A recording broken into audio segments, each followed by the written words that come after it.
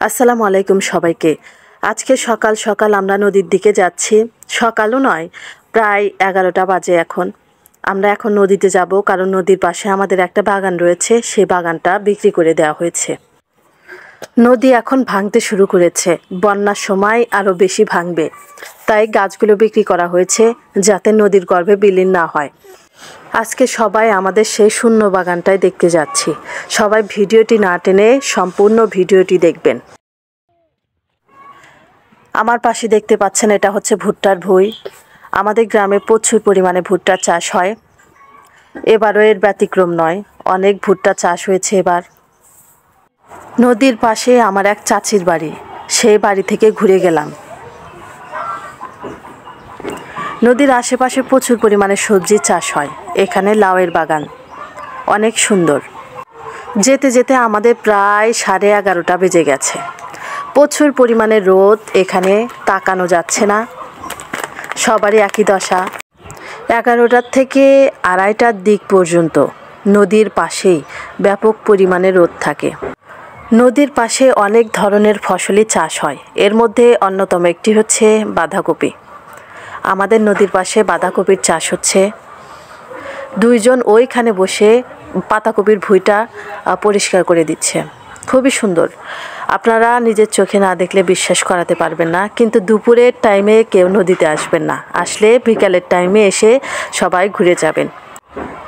তার আগে বলতে চাই, আপনাদের কাছে পাতাকপি খেতে কেমন লাগে অবশ্যই আপনারা কমেন্টে জানাবেন। এদিকে আমরা হাসাহাসি করতে করতে যাচ্ছিলাম।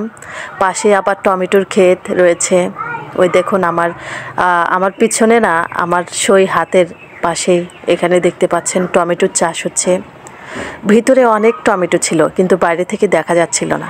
ওই দেখুন, আমার ছোট ভাইটা ওখান থেকে টমেটো তুলতে যাচ্ছিল, কিন্তু আমাকে দেখে ভয়ে দৌড় দিছে। সবাই আমার আগে আগে যাচ্ছে, আমি সবার পিছনে পড়ে গেছি, কারণ আমি রোদে তেমন একটা হাঁটতে পারি না। মেয়েকে তার নানির কাছে দিয়ে আমি তাড়াতাড়ি যাচ্ছিলাম, কারণ খুবই রোদ। আমার হাতের পাশে সবুজ, বামে সবুজ, এবং তারপরে নদী। ওই যে আমাদের বাগানটা দেখা যাচ্ছে, আকাশমণির বাগান। এদিকে ঘাস চাষ করা হয়েছে। তাছাড়া এখানে কলাইয়ের শাক, মাল, এছাড়াও টমেটো, মূলা, গাজর, এছাড়াও বিভিন্ন ধরনের কালাইয়ের চাষ হয়েছে, এবং ভুট্টা তো থাকবেই। আয়েশা এতক্ষণ ওর নানুর কোলে ছিল, এখন আমার কোলে এসে সে জুস খাচ্ছে। পিছন থেকে ওর বোন বলছে যে মালের ফুল এনেছি, তুমি নাও। তারপরে আমরা এই যে জাংলার নিচ দিয়ে আমাদের বাগানের কাছে যাচ্ছি। বাগানটা এই যে সামনে দেখতে পাচ্ছেন, আমাদের আকাশমণির বাগান। অনেকগুলো গাছ কেটে ফেলা হয়েছে, আর মাত্র 15-20টা গাছ রয়েছে। এগুলো বন্যার সময় কেটে ফেলা হবে। এখানে আমাদের প্রায় 150-রও অধিক গাছ ছিল, সবই কেটে ফেলা হয়েছে। আগেই বলেছিলাম যে আমাদের এই নদীটা ভাঙতে শুরু করেছে। আপনাদের নদীটা দেখাবো একটু পরে। তার আগে আমরা একটু আমাদের বাগানটা ভালো করে ঘুরে দেখে যাব। অনেক রোদ লেগেছিল, এখানে এসে মনে হলো একটু জিরিয়ে নেই, তাই সবাই এসে একটু জিরিয়ে নিলাম এখানে। এই দেখুন, একদম শূন্য পড়ে আছে। এদিকে কয়েকটা গাছ আছে, আর সবগুলো কেটে ফেলা হয়েছে। কিন্তু আগে এই জায়গাটা অনেকগুলো গাছে পরিপূর্ণ ছিল। এগুলো কিন্তু আকাশমণির গাছ। বাগান থেকে আমরা নদীতে গেলাম। নদীতে যেয়ে দেখি যে ভয়াবহ অবস্থা। এইদিকে অনেকটা ভেঙে নেমে গেছে এবং অনেক ফাটল ধরে গেছে। বন্যার সময় হয়তো এগুলো ভেঙে নদীর তীরে বিলীন হয়ে যাবে, বা নদীর গর্ভে বিলীন হয়ে যাবে। সবাই চাপের উপর দিয়ে যাচ্ছিল। চাপ মানে ভাঙা যে অংশ ফাটল ধরেছে, সেই অংশের উপর দিয়ে সবাই যাচ্ছিল। আমার তো অনেক ভয় লাগছিল যে ওখান দিয়ে যাওয়া যাবে না। আমি ভয়ে ভয়ে অনেকটা ফাঁক দিয়ে যাচ্ছিলাম। এই যে দেখুন, আমাদের নদী, বিশাল বড় নদী, আমাদের যমুনা নদী। নদীর একদম তীর দিয়েও চাষ করা হয়েছে ঘাস, তাছাড়াও রয়েছে কালাই।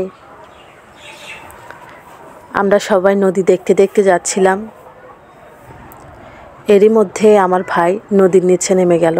সে কাদা বাড়াইছে, তাই আমিও তার সাথে সাথে নিচে গেলাম তার কাদাটা ধুয়ে দেওয়ার জন্য। আমার ভাই তো নিচে এসেই বলতেছে, এটা সমুদ্র, এটা অনেক বড় সমুদ্র। ওরে বোঝায় যে এটা সমুদ্র না, এটা নদী।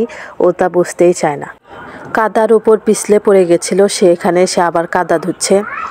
ওদিকে আমার ভাগ্নিটা বুলাকের উপর চলে গেছে। এদিকে দেখুন কি সুন্দর করে কাদা ধুচ্ছে।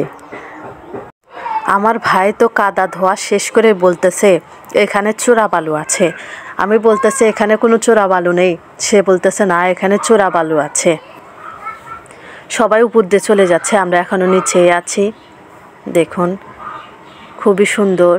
খুব রোদ ছিল তো, তাই ভিডিওটা তেমন একটা ভালো হয়নি। পানি একদমই স্বচ্ছ পরিষ্কার। সবাই এখানে গোসল করতে আসে দুপুরে। আমিও চলে গেলাম ওদের কাছে। খুবই সুন্দর, আমার পিছনের ভিউটা অনেক সুন্দর লাগছে। এখানে প্রচুর পরিমাণে বোলাক ফেলা হয়েছে, কারণ বন্যার সময় যেন না ভাঙে, তবুও ভেঙে যাচ্ছে। আমি পানিতে নেমে গেছি, পানি দেখে আর থাকতে পারলাম না। এদিকে আমার ভাই একটু পানি ছিটিয়ে দিছে, দেখে আমি ওকে পানি ছিটিয়ে দিলাম, সে দৌড় দিছে। পরিষ্কার পানি বারবার আমার ধরতে মন চাইছিল। খুবই সুন্দর পানি। দেখুন আমার ভাই ওখানে লাফাচ্ছিল, বলতেছে চোরাবালি, তাই ওকে একটু সরিয়ে দিলাম পানি ছিটিয়ে দিয়ে। ওই দেখুন আবারও বলতেছে চোরাবালু এখানে।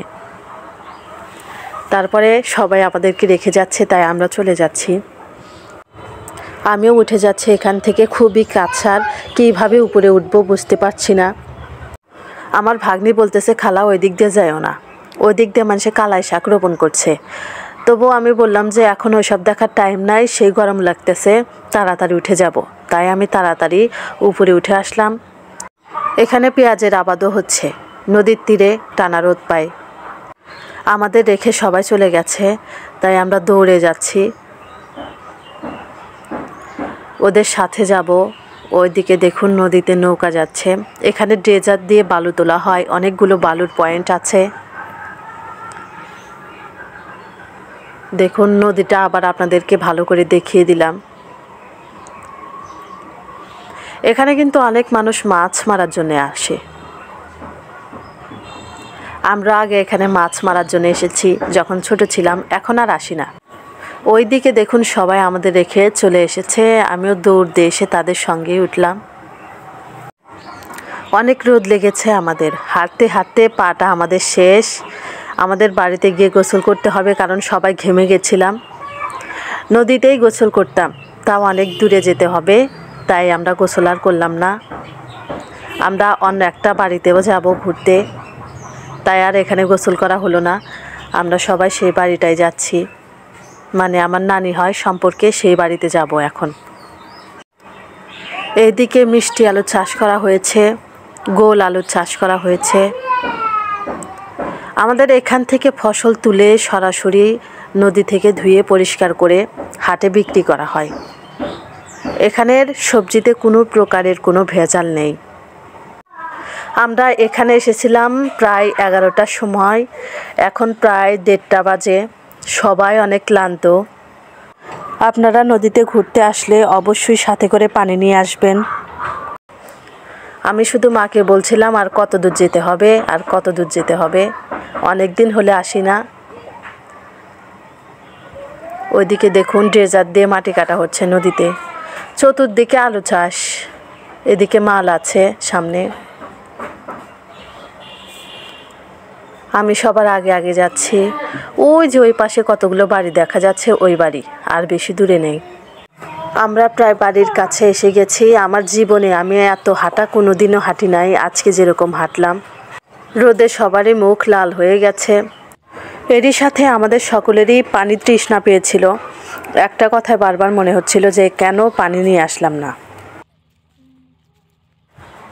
এদিকে ড্রেজার দিয়ে মাটি কাটা হচ্ছে।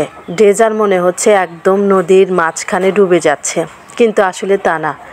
এগুলো নদীর অনেক গভীর থেকে মাটি উপরে তুলে নিয়ে আসে। এগুলোর অনেক শব্দ, আমরা অনেক দূরে আছি, তাই তেমন একটা শোনা যাচ্ছে না। আমরা সবাই ছুটছি। এই মুহূর্তে আমরা একটি বাগানের মাঝখানে চলে এলাম। বাগান পরেই সেই বাড়ি। আপনারা সময় পেলে অবশ্যই আমাদের নদীটা একবার এসে ঘুরিয়ে দেখে যাবেন, অনেক সুন্দর। একবার আসলে আপনাদের বারবার আসতে মন চাইবে। এখানে কিন্তু অনেক মানুষই আসে। তারা এসে এখানে পিকনিক করে, আবার নদীর ওই পারে চরে যায় ঘুরতে।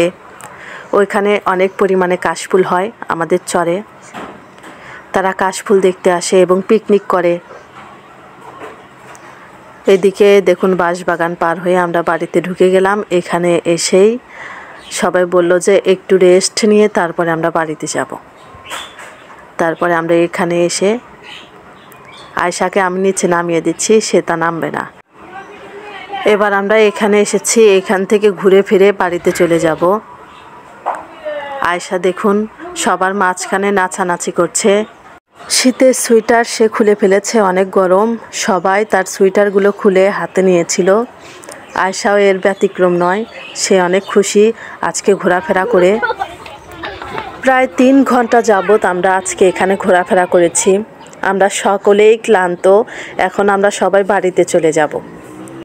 আপনাদের কাছে যদি আমাদের এই ভিডিওটা ভালো লেগে থাকে অবশ্যই লাইক, কমেন্ট এবং শেয়ার করবেন, এবং পরবর্তীতে গ্রামের কী ভিডিও দেখতে চান কমেন্টে জানাবেন। আমাদের এই চ্যানেলটাকে সাবস্ক্রাইব করবেন যাতে নতুন নতুন ভিডিও আমরা আপনাদের সঙ্গে শেয়ার করতে পারি। সবাই অনেক ভালো থাকবেন। সম্পূর্ণ ভিডিওটা দেখার জন্য আপনাদের অনেক অনেক অনেক ধন্যবাদ।